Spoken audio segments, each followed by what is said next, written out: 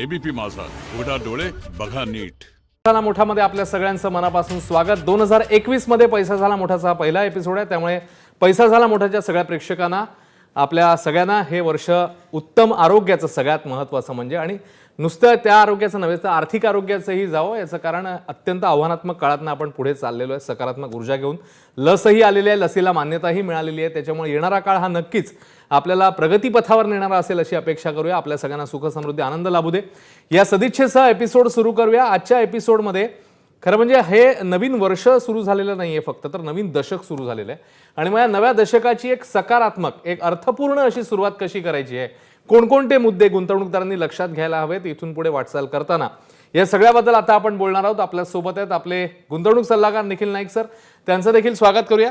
Sir, तुमचं देखील स्वागत आणि नवीन वर्षाच्या तुम्हाला देखील खूप खूप शुभेच्छा. नमस्कार अश्विन, तुला, तुझ्या परिवारजनांना आणि आपल्या सर्व एबीपी माझाच्या प्रेक्षकांना नक्कीच माझ्याकडनं नवीन वर्षाच्या, नवीन दशकाच्या हार्दिक शुभेच्छा. खरंय. जसं सर मी आता इंट्रोडक्शन देताना म्हटलं की एक तो सगळा काळ की जो खरं तर खूप कसोटीचा असा होता आपल्या सगळ्यांसाठीच, म्हणजे मानसिक शारीरिक सगळीच परीक्षा या सगळ्या काळाने गेल्या वर्षाने आपली पाहिली, आणि आता एका नवीन ऊर्जेने आपण पुढे जातोय. तर आपण काही मुद्दे तर महत्त्वाचे बघणारच आहोत, पण येणारा काळ हा खूप सकारात्मक असा आहे गुंतवणूकदारांसाठी. अपेक्षेने आपण चांगल्या अपेक्षेने पुढे जाऊ शकतो. नक्कीच. ओव्हरऑल आय थिंक मला असं वाटतं की केवळ गुंतवणूकदारांसाठी नाही, तर एक मानवतेसाठी देखील हा सकारात्मक असला पाहिजे. कारण कोणी विचार केला होता की दशकाच्या शेवटी येता येता आपण अशा वेळेतनं जाऊ की जिकडे आपण ट्रॅव्हल करणार नाही, घरातनं बाहेर पडणार नाही, व्यवहार ठप्प होतील, मेडिकली आपण कितीतरी जणांनी आपल्या प्रियजनांना लूज केलं, बऱ्याचशा आपण फार मोठ्या क्रायसिस मधनं बाहेर येत आहोत आता देखील. तर मला असं वाटतं की ह्याहून काय वेगळं आपण बघू शकलो असतो याची कल्पना करता येत नाही. त्यामुळे येणारा काळ नक्कीच सकारात्मक, पॉझिटिव्ह असेल असं माझी आशा आहे. खरंय. आणि या अनुषंगानेच आता आपण पुढे जाणार आहोत आणि काही महत्त्वाचे मुद्दे, महत्त्वाचे बारकावे बघणार आहोत, किंवा येणाऱ्या दशकामधले कोणते असतील ते. आपण या मुद्द्यांना सुरुवात करूया. पहिला पॉईंट बघूया नेमका कोणता आहे. उतरत्या व्याजदरांचा फायदा करून घ्या. सगळ्यात महत्त्वाचं येणाऱ्या काळामध्ये हा फायदा तुम्ही करायलाच हवा, आणि तो कसा करून घ्यायचा आपण निखिल नाईक सरांकडनं जाणून घेऊया. नाईक सर. अश्विन, जर आता आपण बघितलं तर गेल्या 10 वर्षांचा आपण एक विचार करूया, आणि जसं तू मगाशी म्हटलं हे दशक सुरू होतं, तर आपला एक पर्स्पेक्टिव्ह, जो आपला एक ओव्हरऑल व्ह्यू आहे तो थोडासा लॉंग टर्म घेतला पाहिजे. आणि ह्याचा जर आपण विचार केला तर गेल्या म्हणजे प्रॉबब्ली 10, 15, 20 वर्षामध्येला हे बेस्ट होम लोन रेट्स आता आपल्याला मिळत आहेत. जर तुमचं एक्झिस्टिंग होम लोन चालू असेल तर तुम्हाला केवळ तुमच्या बँकेकडे जाऊन थोडंसं निगोशिएट करावं लागेल. तुम्ही तुमचे व्याजदर कमी करून घेऊ शकता. जर तुम्ही घर घेण्याचा विचार करत असाल तर तुम्ही, मला असं वाटतं की ही सध्याची सगळ्यात चांगली परिस्थिती आहे. जर तुम्हाला फिक्स्ड इंटरेस्ट मिळाले काही बँकांकडनं तर नक्कीच तुम्ही त्याचा फायदा करून घेतला पाहिजे असं मला वाटतं.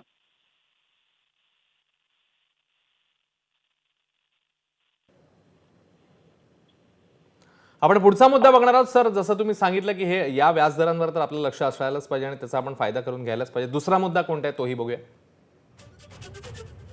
आरोग्य विम्याचे वाढते दर आणि तरीही कव्हर वाढवणं गरजेचं आहे. खरं म्हणजे आरोग्यविषयक सगळ्या गोष्टी, मग तो आरोग्य विमा असेल किंवा आरोग्यविषयक खर्चाची तरतूद असेल, या सगळ्या गोष्टींचं महत्त्व गेल्या वर्षाने आपल्या मनावर ठसवून दिलेलं नाईक सर, आणि त्याच्यामुळे हा आरोग्य विमा अत्यंत महत्त्वाचा आहे आता इथून पुढच्या काळामध्ये. ऍब्सोल्युटली.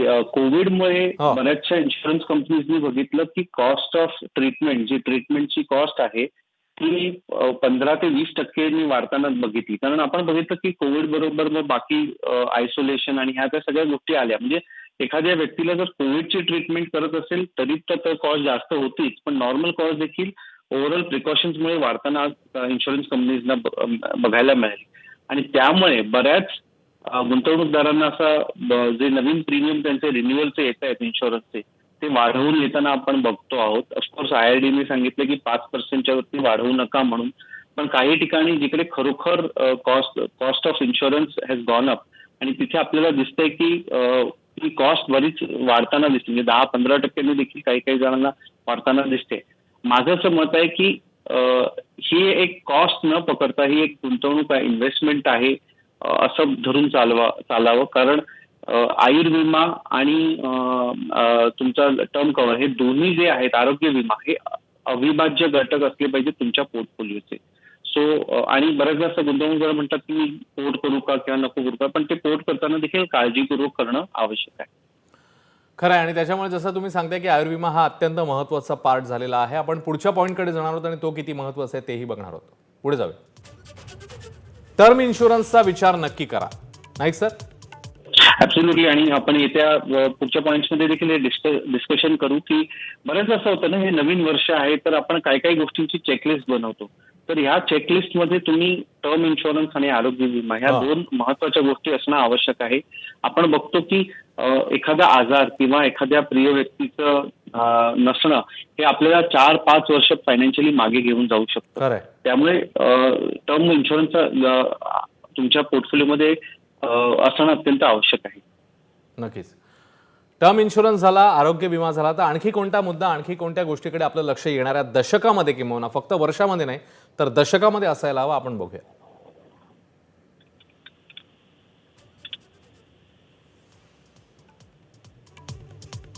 शेअर बाजारात स्वस्त म्हणजे फायदेकारक असं नव्हे, ते महागही पडू शकतं. निखिल सर. आणि बरेचदा असंच होतं. आता मार्केट चालू आहे, चांगले चाललेत, बरेच जण घरनं ट्रेडिंग देखील करतायत. तर त्यांना असं वाटायला लागलंय की स्टॉक्स बरेचदा असं पण झाले की क्वालिटी स्टॉक्स महाग झालेत, तर मी थोडं स्वस्त क्वालिटीचे स्टॉक्स घेऊ का. म्हणजे मी बघतोय की मला काही जणांनी कुठच्या बँकांचे टिप्स दिल्या की ह्या बँकांमध्ये गुंतवणूक करा, तर त्या बँकांच्या ब्रांचेस कमी आहेत, नेटवर्क नाही आहे. तर आणि ऑफकोर्स मी शेअर बाजारात स्वतः डायरेक्ट गुंतवणूक करत नाही, पण माझं असं एकच सांगणं असतं यामध्ये की कुठल्याही याच्यामध्ये जर समजा तुम्ही एखादा स्टॉक विकत घेत असाल जो 1 रुपयाचा आहे आणि त्याचा बिझनेस नाहीये, त्याच्याकडे ॲसेट्स नाही आहेत, तो कर्जबाजारी आहे, तर असा जर वाईट स्टॉक तुम्ही 1 रुपयात घेतला तर तो 1 रुपयात देखील महागातच असतो. तर आणि तो जर झिरो झाला, डिलीट झाला तर तुमचं 100% मुद्दल जाऊ शकतं.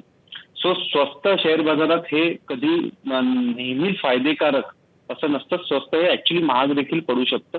येत्या काही काळामध्ये तुम्ही नक्कीच विचार केला पाहिजे. दुसरं एक, शेअर बाजारामध्ये जेव्हा तुम्ही गुंतवणूक करता तर जसं तू आपल्या दशकाचं म्हटलं, तर एक सर्वात महत्वाचा मुद्दा जो आपण मिस करतो तो म्हणजे आपण बघतो नेहमी रिटर्न्स आपल्याला किती मिळतील, पण रिटर्न्स हे पेक्षा आपण किती कालावधी देऊ शकतो हे आपण बघितलं पाहिजे. म्हणजे समजा येत्या काही काळामध्ये 10 वर्षामध्ये तुमचे पैसे जर दुप्पट झाले किंवा तिप्पट झाले तर पहिल्या 10 वर्षात ते तिप्पट होतात, पण पुढच्या 10 वर्षात म्हणजे 10 ते 20व्या वर्षामध्ये ते 6 पट 9 पट होऊ शकतात. आणि हे जे पॉवर ऑफ कंपाऊंडिंग आहे त्याला मला असं वाटतं की रिटर्न्स पेक्षा, स्वस्त स्टॉक्स घेण्यापेक्षा तुम्ही किती वेळ देऊ शकता चांगल्या कंपनीजना, किती काळ तग धरू शकता, किती गुंतवणूक लांब ठेवू शकता, त्यावरती मला वाटतं सगळ्यात जास्त महत्व आणि भर दिला पाहिजे गुंतवणूकदारांनी. खरंय. इथून पुढे जाताना आणखी एक महत्वाचा मुद्दा बघू आपण. आयपीओ मध्ये काळजीपूर्वक गुंतवणूक करणं गरजेचं आहे. निखिल सर. हो. आणि जेव्हा जेव्हा एक लक्षात घ्या, आयपीओला मी नेहमी असं गमतीने म्हणतो की इन्सायडर प्रायव्हेट अपॉर्च्युनिटी किंवा it is probably over priced. एक लक्षात घ्या की माझी एखाद्याची जर कंपनी आहे तर तो आयपीओ का घेऊन येईल. जेव्हा मला वाटतं की तुम्ही गुंतवणूकदार जास्त भाव मला देणार असाल तेव्हा तुम्ही आयपीओ जेव्हा गुंतवणूक करता तेव्हा आपण शॉर्ट टर्म रिटर्न्स कडे बघणं थोडंसं टाळलं पाहिजे. पण त्या कंपनीचा बिझनेस काय आहे, ते पैसे का रेस करतायत. तर काही कंपनी केवळ कर्ज परतफेड करण्यासाठी पैसे रेस करतात, काही कंपनीज प्रमोटर्स पैसे त्यांना बिझनेसमधून काढून घ्यायचे आहेत म्हणून पैसे रेस करत असतात. मग अशा ठिकाणी गुंतवणूक करणं टाळलं पाहिजे आयपीओ मध्ये. आणि दुसरं एक लक्षात घेतलं पाहिजे की जेव्हा आयपीओ होतो तेव्हा त्या कंपनीची इन्फॉर्मेशन ही पब्लिकली अवेलेबल जास्त नसते. ऑफकोर्स आता रेग्युलेशनमुळे तुम्हाला करावी लागते, पण थोडंसं काळजीपूर्वक आयपीओ मध्ये ट्रेड करणं अत्यंत आवश्यक आहे असं मला वाटतं. खरं. हे 5 मुद्दे तर आहेतच महत्वाचे, मात्र आणखी काही गोष्टी ज्याच्यावर आपली बारकाईने नजर असायला हवी, काही प्रश्न आहेत किंवा जे तुम्ही स्वतःला विचारले पाहिजेत, आणि जर त्या गोष्टी तुम्ही करत नसाल किंवा कमी प्रमाणात होत असतील तर त्याच्यावर आपल्याला काम करायला लागेल. ते मुद्दे नेमके कोणते आहेत ते आता बघूया. तुमच्या उत्पन्नाच्या 30% गुंतवणूक तुम्ही करत आहात का? सर, हा रेशो जरा आम्हाला समजावून सांगा. गुंतवणुकीच्या 30%. जे आपण समजा सॅलरीड असू तर आपण आपल्या उत्पन्नाच्या 30% सरकारला देत असू, आपण बिझनेस असू तर आपण जीएसटी भरतो, बरेचदा आपण असा टॅक्स भरत असतो आणि आपलं ते उत्पन्न नाही असं समजून चालत असतो. तसंच हे जे आहे तुमचं जे काही उत्पन्न आहे त्याच्या कमीत कमी 30% तुम्हाला बचत करणं खूप आवश्यक आहे. म्हणजे एखाद्याचं इन्कम जर 1 लाख रुपये असेल तर त्यांनी 30,000 केले पाहिजे. एखाद्या जसं तुमचं उत्पन्न वाढत जातं तसं हे 30%चं वाढलं पाहिजे का? 100% वाढलं पाहिजे. आणि त्याचं कारण असं आहे की ज्या प्रमाणात तुमचं उत्पन्न वाढतं त्याच्यापेक्षा जास्त वेगाने सुरुवातीच्या काळामध्ये तुमचे खर्च वाढतात. मग एका पॉईंट नंतर तुमचे खर्च त्या वेगाने नाही वाढत किंवा ते वाढले नाही पाहिजे. आणि ते करताना जो गोल्डन रूल आहे की income minus expenses is equal to saving, म्हणजे उत्पन्न येतं त्यातनं जे काही तुम्ही बचत करता, खर्च करता आणि उरलेले पैसे बचत करायला जातात, ते न करता तुमचं जे काही उत्पन्न आहे त्यातनं तुम्ही पहिल्यांदा सेव्ह करा, बचत करा 30% आणि मग उरलेले पैसे तुम्ही खर्च करा. हा जर रूल तुम्ही फॉलो केला तर मला असं वाटतं की येणारं दशक नक्कीच तुमच्यासाठी चांगला पोर्टफोलिओ तुम्ही उभा करू शकाल. आणखी कोणता प्रश्न आहे जो तुम्ही स्वतःला विचारून बघायला पाहिजे त्यावरही एक नजर टाकूया. तुमची जितकी स्थावर मालमत्ता तितकीच गुंतवणूक आहे का? अश्विन, बऱ्याचदा असं म्हटलं जातं की माझ्याकडे रिअल इस्टेट भरपूर आहे आणि आपण आता ह्या वेळेला बघितलं कोविडमध्ये की रिअल इस्टेट आहे किंवा तुमची कुठचेही जे अशी स्थावर इन्व्हेस्टमेंट होती ती लिक्विड नव्हती. बरोबर. आणि हा एक म्हणजे वेल्दी आणि रिच मध्ये एक फरक असतो की तुम्ही समृद्ध म्हणजे संपत्ती तुमच्याकडे खूप असू शकते किंवा तुम्ही श्रीमंत असू शकता, पण ह्या दोन्हीची सांगड घालणं खूप आवश्यक आहे. समजा एखाद्या व्यक्तीकडे कोविडचं जो आपण एक्झाम्पल घेऊया की सगळी गुंतवणूक तुमची रिअल इस्टेटमध्ये असते आणि तुमच्याकडे लिक्विड कॅश किंवा लिक्विड गुंतवणूक करायला पैसे नसते तर काय झालं असतं. आणि हे बऱ्याच जणांचं होताना आम्ही देखील बघितलंय. आणि समजा उद्या तुम्हाला तुमच्या मुलांच्या शिक्षणासाठी पैसे हवे तर ते पैसे तुम्ही एखादी रिअल इस्टेट विकून आपण मिळवू असं आपलं बऱ्याचदा म्हणणं असतं, पण ते तेवढं त्या वेळेला ती वेळ आणि ते जमून येणं नक्कीच हे नसतं. दुसरा जो मगाचा मुद्दा होता की तुम्ही बचत जी करत आहात, बचत आणि गुंतवणुकीमध्ये एक फरक असतो. किसान विकास पत्र आपण घेतलं किंवा नॅशनल सेव्हिंग सर्टिफिकेट, नाव त्याचा वर्डच सेव्हिंग सर्टिफिकेट, 2010 मध्ये त्याचा व्याजदर जो होता तो जो म्हणजे 8 वर्ष 4 महिने 8 वर्ष 7 महिने पैसे दुप्पट करायचा. आता समजा 2010 मध्ये मी 1 लाख गुंतवले असते तर ते 2019 मध्ये 2 लाख झाले असते. पण 2010 ची 1 लाखची व्हॅल्यू आणि 2019 ची 2 लाखची व्हॅल्यू मध्ये खूप फरक आहे. तर ती गुंतवणूक जी बचत जी आहे ती नेहमीच महागाईला बीट करू शकते असं नसतं. आणि तुमची बचत आणि गुंतवणुकीमध्ये हा फरक असतो की तुम्हाला जो काही रिटर्न परतावा मिळत असतो तो तुमच्या महागाईच्या दरापेक्षा जास्त असणं आवश्यक आहे. सो ह्या 2 गोष्टी मला असं वाटतं रिअल इस्टेटमध्ये तुम्ही जेव्हा गुंतवणूक करता आहात किंवा बचत करता आहात ह्या 2 गोष्टी तुम्ही लक्षात ठेवणं, आपण सगळ्यांनी लक्षात ठेवणं आवश्यक आहे. बरं, इकडे एक छोटासा ब्रेक आपण घेणार आहोत आणि ब्रेक नंतर आणखी काही प्रश्न आपणच आपल्याला विचारून बघणार, जसे हे 2 प्रश्न होते आणि येणाऱ्या काळामध्ये ह्या प्रश्नांची उत्तरं किंवा आपण जर याच्या आधी त्याचा विचार केला नसेल तर त्या प्रश्नांची उत्तरं आपल्याला शोधावी लागतील, त्यातून मार्ग काढणं फार गरजेचं आहे. इकडे एक छोटासा ब्रेक, लगेच परत येतोय. पात्रा पैसा झाला मोठा, एबीपी माझा.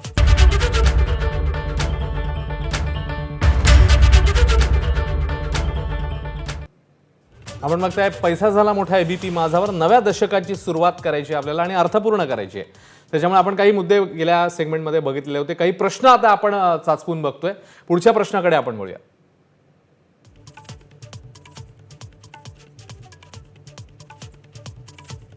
तुमच्या उत्पन्नाच्या 30% गुंतवणूक तुम्ही करताय का? तुम्ही जितकी स्थावर मालमत्ता तितकीच गुंतवणूक करताय का? उत्पन्नाच्या 5 पट मेडिक्लेम तर 10 पट टर्म इन्शुरन्स आहे का? सर, हे इक्वेशन कसं काय सांभाळायला हवं? जसं आपण बघितलं यावर्षी मेडिक्लेमचं महत्व या वर्षापेक्षा जास्त कोणीच समजावून नसतं सांगितलं आपल्याला आणि गरज कोणाला कधीच भासू देखील नाही. पण बऱ्याचदा असं होतं, मगाशी मी म्हटलं की हे सगळे खर्च जे असतात ते फायनान्शियली आपल्याला मागे ढकलतात. आपण यामध्ये कॉम्प्रोमाइज देखील करू शकत नाही. त्यामुळे ओव्हरऑल तुमच्या उत्पन्नाच्या 5 पट असणं आवश्यक आहे. बऱ्याचदा असं म्हटलं जातं की माझ्या ऑफिसकडनं इन्शुरन्स आहे, पण तो इन्शुरन्स आणि तुमचा एक स्वतःचा वेगळा इन्शुरन्स असणं देखील खूप आवश्यक आहे. राहिली गोष्ट टर्म इन्शुरन्स, आणि बऱ्याचदा असं म्हटलं जातं की माझ्याकडे इन्शुरन्स पॉलिसी आहे. ऑफकोर्स त्या सेव्हिंगसाठी तुम्ही चांगल्या ठेवू शकता, चालू ठेवू शकता. ऍट द सेम टाइम तुमच्याकडे केवळ टर्म कव्हर देखील असणं आवश्यक आहे. आणि समजा तुमचं उत्पन्न जे वर्षाचं जे उत्पन्न आहे 10 लाख रुपये असेल तर तुमचा 1 करोडचा लाईफ इन्शुरन्स असणं आवश्यक आहे. लॉजिक हे असतं की तुमच्या पश्चात तुमची फॅमिली ती गुंतवणूक करून त्याच्या व्याजावरती त्यांचा डे टू डे एक्सपेन्सेस चालवू शकते. खरंय. पुढच्या आणखी अत्यंत महत्वाच्या अशा पॉईंटकडे आपण जाणार आहोत, तो मुद्दा बघूया. तुमच्याकडे वर्षभराचा खर्च बँकेत डिपॉझिटमध्ये आहे का? सर, हे वर्षभराचा म्हणजे 9 ते 12 महिने इतका आपल्याकडे हा स्टॉक असणं, पैसे असणं हे गरजेचं आहे. मला आठवतंय अश्विन, काही गुंतवणूकदार आम्हाला अप्रोच झाले होते मार्च एप्रिलच्या महिन्यामध्ये जेव्हा लॉकडाऊन होता, तेव्हा बिझनेसेस मधनं पैसे येत नव्हते. काही जणांचे सॅलरीज अनफॉर्च्युनेटली थांबल्या होत्या. काही फार कमी लोकांचे जॉब्स जाताना आपण बघितले. तर ह्या सगळ्यामध्ये आणि मग तो ट्रान्झिशन फेज मध्ये तुमच्याकडे तुमचे डे टू डे एक्सपेन्सेस असणं खूप आवश्यक आहे. ऑफकोर्स यावेळेला ईएमआय मॉरिटोरियम मिळाला, पण तुमचे डे टू डे एक्सपेन्सेस साठी 9 ते 12 महिन्याचा खर्च, cash is king is what I feel. खरं. आणखी पुढचा मुद्दा जाता जाता, आणि कारण 1-2 प्रश्न आपल्याला घ्यावे लागतील आता. पुढचा मुद्दा बघूया. 1 वर्षाचा परतावा. आपण 5ही गोष्टी या पटकन बघूया आणि मग प्रश्न घेऊया. बीएसई सेन्सेक्स 15.7%, त्यानंतर Nifty mid cap 21.3%, Nifty small cap 21.1%, सोनं 24.9% आणि चांदी 41.4%. सर, ओव्हरऑल जर आपण सगळा विचार केला तर हा परतावा नेमका काय सांगतो आपल्याला? एक पॉझिटिव्हिटी देतोय का? हा जर परतावा कोणी बघितला, आणि चांदी ऍक्च्युली 49% होतं तो टाईप, बट जर हा परतावा कोणी बघितला तर कोणाला खरं वाटणार नाही की आपण कोविड सारख्या एका क्रायसिस मधनं गेलो आहोत म्हणून. पण मला असं वाटतं की येणाऱ्या वर्षामध्ये आपले रिटर्नचे एक्सपेक्टेशन्स मॉडरेट करणं आवश्यक आहे. रिटर्नचे एक्सपेक्टेशन्स थोडेसे कमी ठेवणं आवश्यक आहे. करेक्शन कधीही मार्केट्समध्ये होऊ शकतं. 5 ते 10% करेक्शनसाठी शेअर बाजारात तुम्ही जेव्हा गुंतवणूक करता ते त्यासाठी तुम्ही नेहमी तयार राहणं आवश्यक आहे. आणि मला असं वाटतं की मोह जो आहे हा थोडासा टाळला पाहिजे गुंतवणूक करताना, असं मला वाटतं. बरोबर. आता आपल्याला प्रश्न येत आहेत आपल्या फेसबुक पेजवर. धनश्री झेंडे जोगळेकर असं विचारतायत की येणाऱ्या काळामध्ये योग्य पर्याय किंवा किंबहुना सुरक्षित पर्याय कोणता आहे पैसा आपला गुंतवणूक करण्याच्या दृष्टीने?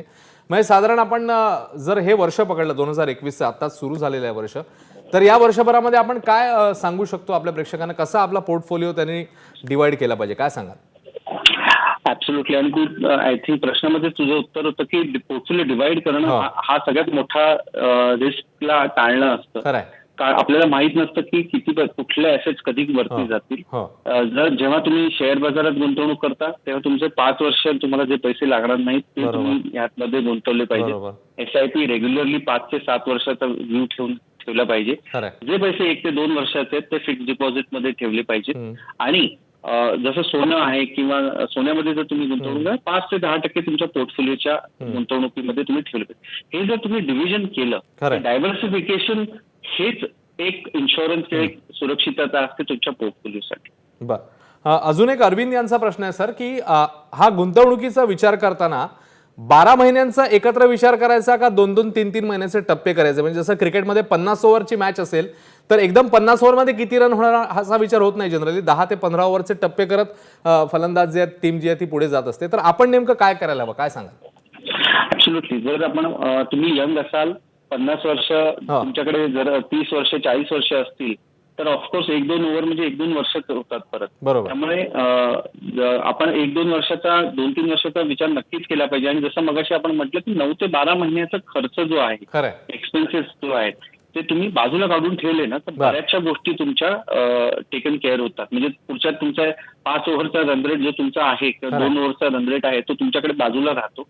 मग नंतर तुम्ही गुंतवणुकीचा विचार करू शकता. ऑफकोर्स सायकल्स खूप फास्ट चेंज होत आहेत. एक लक्षात घेतलं पाहिजे की बिझनेस सायकल्स खूप लवकर चेंज होत आहेत. पूर्वी 8-8 वर्षांनी तेजी यायची, मंदी यायची. कदाचित येत्या काही काळामध्ये आपण बघू 2-3 वर्षांनी सायकल्स होतील. गुंतवणूकदारासाठी सगळ्यात महत्वाचं आहे की कमीत कमी किमान 2 सायकल्स तेजी आणि मंदीची तुम्ही बघितली पाहिजे. जर तुम्ही ती बघितली, आज तुम्ही तेजीमध्ये येतात एक मंदी तुम्ही नक्कीच बघितली पाहिजे. बर. बरं, ह्या येणाऱ्या मंदीत बरेच गुंतवणूक निघून जातील, पण जे गुंतवणूकदार पुढची अजून एक मंदी आणि तेजी बघतील बर. तेच यातनं पुढे सक्सेसफुल बनतील. खरं आहे, नक्कीच. आणि जसं तुम्ही सांगताय की दोन्ही गोष्टी आपल्याला बघणं आवश्यक आहे, म्हणजे तेजी आणि मंदी, तरच तुम्ही बॅलन्स तुमचा जो ऑप्शन आहे तो चूज करू शकता, किंवा दोन्ही अनुभव आल्यानंतर तुमची जी वाटचाल असेल ती अधिक काय म्हणूया आपण समतोल असेल. खूप खूप धन्यवाद सर या सगळ्या विश्लेषणाबद्दल. येणाऱ्या काळामध्ये आणखी काही याच संदर्भातले एपिसोड आपण आपल्या प्रेक्षकांना घेऊन येणार आहोत. Thank you so much. आणि याचसोबत पैसा झाला मोठामध्ये आता आपण इकडेच थांबणार आहोत. एक छोटासा ब्रेक. ताज्या घडामोडींसाठी पाहत राहा एबीपी माझा. एबीपी माझा, उघडा डोळे बघा नीट.